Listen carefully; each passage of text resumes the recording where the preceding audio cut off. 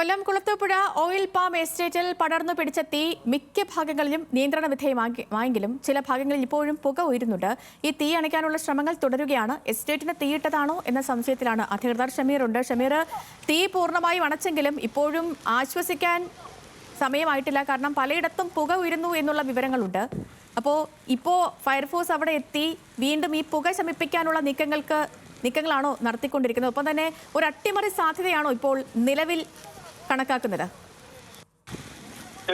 നമ്മൾ രാവിലെ പറഞ്ഞതുപോലെ തന്നെ ഏതാണ്ട് ഉച്ചയോടുകൂടി കാറ്റ് ശക്തമായാൽ ഈ പുകയുയരുന്ന ഭാഗത്ത് തീ വേഗത്തിൽ ഉയരാൻ സാധ്യതയുണ്ട്. അതുകൊണ്ട് തന്നെ ഫയർഫോഴ്സ് അവിടെ തീ ഉണ്ടാകാൻ സാധ്യതയുണ്ട്.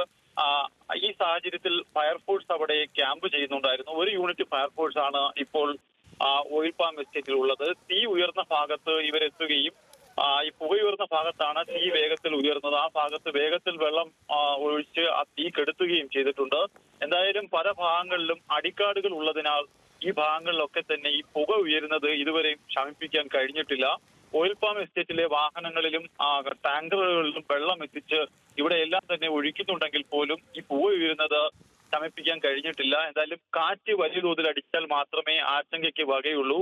അത് എന്തായാലും ഇതുവരെയും അത്ര വലിയ കാറ്റ് ഈ പ്രദേശങ്ങളിൽ അടിക്കാത്തത് ആശ്വാസകരമാണ്.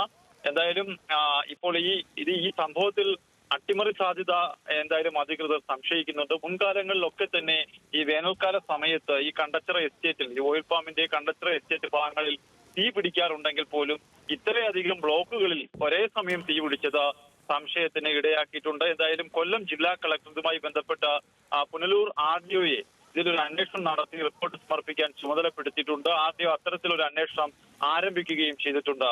ലക്ഷ്മി. ശരി ഷമീർ.